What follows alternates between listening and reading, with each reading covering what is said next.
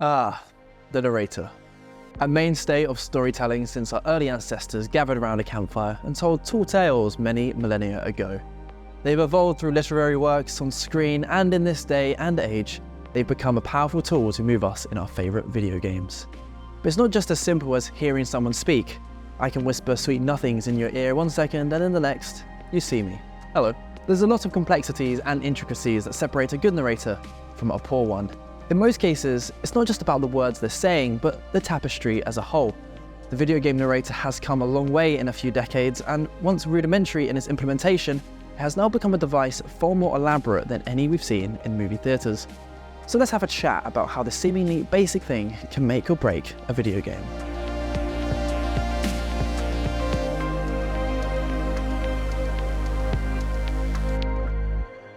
Just as with everything in a video game, the narrator has evolved a lot since the early days of consoles.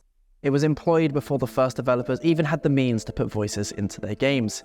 These were rather simple screens of text that connected one level to another with a smattering of context and a story to tie everything together.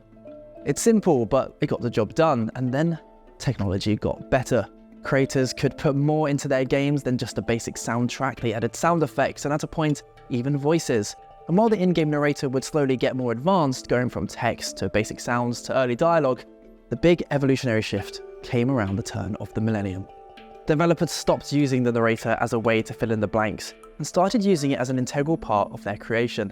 In some cases, it was a much more advanced and stylish version of its earlier counterparts, like at Max Payne.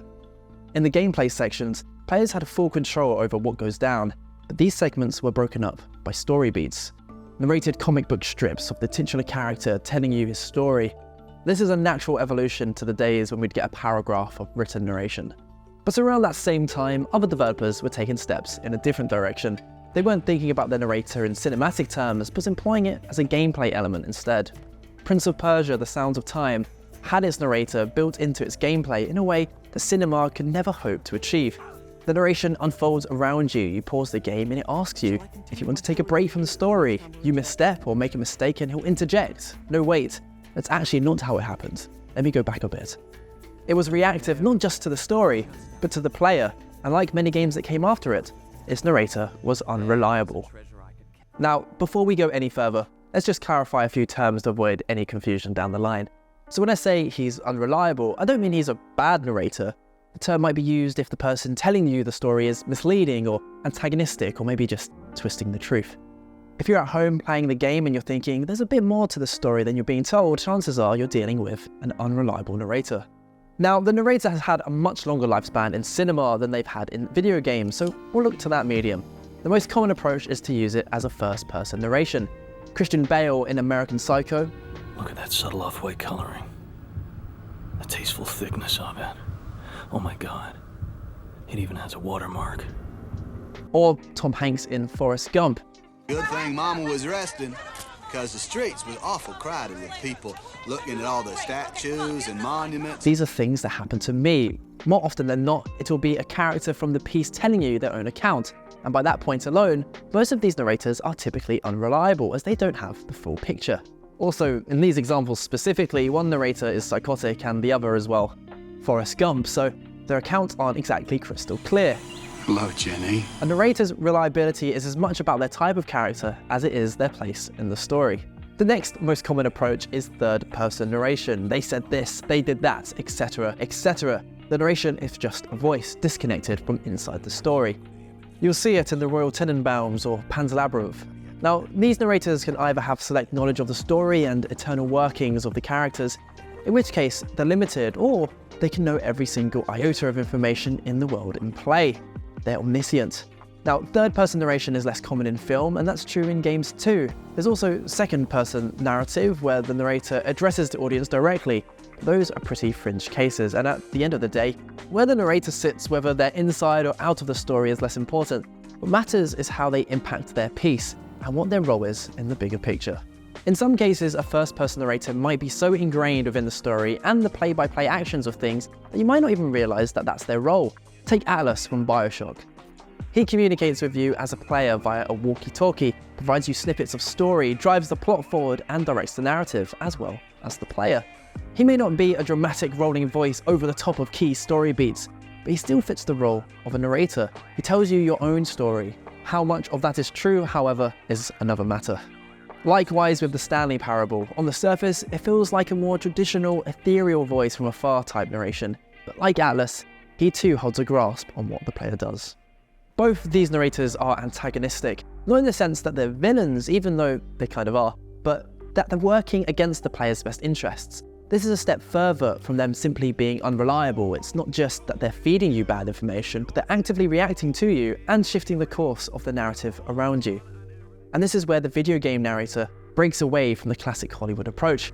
In games, that voice in your ear driving the narrative forward is dynamic. It will change what it's doing based on you. Let's circle back to Stanley Parable. So this narrator is aware of everything. If you hide in a closet, it'll take that and spin it into the story. If you try to outsmart it, it will do the opposite of what it tells you, and it'll take a new approach, and that becomes the new narrative. It's constantly forming, forever altering, and never the same for two players. All of a sudden, the game changes from, the actual game to trying to outsmart and outwit this all-knowing, condescending voice. It was baffling that Stanley was still just sitting in the broom closet. He wasn't even doing anything. At least if there was something to interact with, he'd be justified in some way. As it is, he's literally just standing there doing sweet FA. The narrator doesn't just add to the game, they change it entirely. They can bring a totally new angle or be the glue that binds it all together. Now, it's starting to sound like using a narrator is a surefire way to improve a game, but that's not true at all. Bad use of a narrator can really upend a piece. I've mentioned some very good films and very good games with a narrator that simply works, but that's not always the case. Sucker Punch, The Great Gatsby, The Informant, The Lone Ranger, all films that are made worse because of the narrator. Now, why is that? Well, one key rule of storytelling is show, don't tell. Give the audience the important information and let them connect the dots. Don't just show them the finished picture. The narrator can take away the viewer's ability to interpret what's going on, which obviously is not ideal. In game terms, you can look at Biomutant. The narrator weighing in on the player's actions will grind on you very quickly. Might as well jump in a lake. In a few short hours, it goes from a novelty to an annoyance to an active issue with the game. There are of course plenty of other examples of narrators dampening the story they're trying to tell, and I hope you drop a few of those main offenders in the comment sections below. So, it's not a fail-safe tool to improve your movie or game. To make it really work, it needs to be well thought out, well implemented, and well performed. And then in the case of video games, it needs to make sense with and enrich the gameplay around it.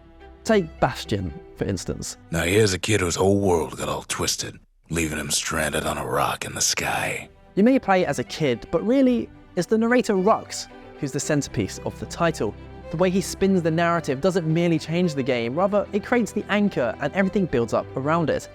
It may not be as complex and fourth wall breaking as the Stanley Parable, or deceptive and shrouded as Bioshock, but that doesn't make it any less special. Now, this is a reactive, dynamic narrator done right. Not only does he respond and weigh in on what the player does, making you feel like you're at the center of the story, but it actively caters to the user's playstyle. Kid ain't done bad at all. He puts on a right solid performance. If a particular activity is more engaging, the narrator offers more lines. If the user finds something piques your interest and then decides to stick around and find out more, they will be rewarded for doing so. This is reminiscent of the very origin of storytelling, long before we were reading books or watching films. Back when we were telling our tales to our physical audience. Now, if the narrator sees his listeners leaning in during a specific section, they'll elaborate and give their eager audience more. And this is how video games can tell a story that is unmatched in its immersion. It reacts to you in a way no screen or print media ever could. And in recent years, we've seen these reactive, dynamic narrators used in a multitude of ways. Whether it's the rusty narration of Call of Juarez, making use of the high ground and whatever else calling out when enemies make use of high terrain, or the stoic ancestor in Darkest Dungeon. Are you shaken? There is so much worse in store. Remarking you on making a miraculous killing blow. These voice lines are so well coded and intrinsic to their game that their absence makes the titles feel, well, lacking. In some cases, a narrator is hidden away in the game and will drip feed you information you need without you even realizing it.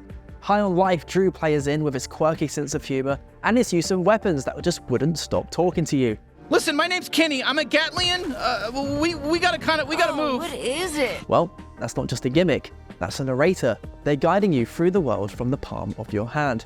a very long way from a booming ethereal voice in the sky. But a game doesn't need to have this narrator character front and center for it to have a heavy impact. It doesn't need to be woven into the gameplay in some complex or elaborative manner. Sometimes less is more. Lorath delivering a few lines at the end of each chapter in Diablo 4 gives the player room to breathe and provides some heavy retrospect. Arthur Morgan reading out his diary entries at key moments in Red Dead Redemption 2 provides the player an insight to their leading man's inner workings. In both these cases, you've only got a few minutes worth of dialogue in a game many dozens hours long, but their impact on the story and the characters in play is much greater than the sum of their parts. The best use of a narrator isn't the most complex, the most well written, or the most seamless. It's the one that just fits. Every game is different, and there's no true right or wrong way to use a technique like a narrator. There's just times when it works, and times when it doesn't. We saw very early in video games that the role of the narrator in a story can have tremendous impact. Just like in cinema, we saw different approaches achieving different things. But early trailblazers quickly showed us that a completely new form of dynamic, reactionary narration is possible in this form of medium.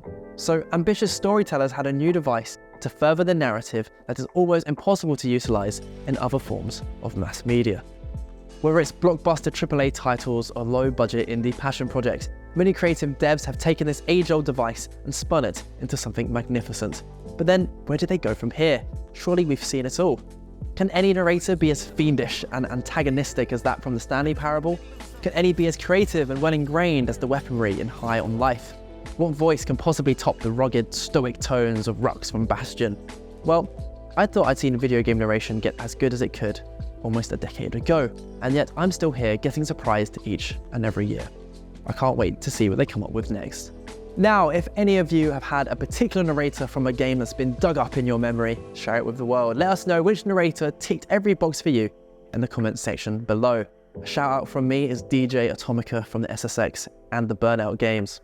God love that guy.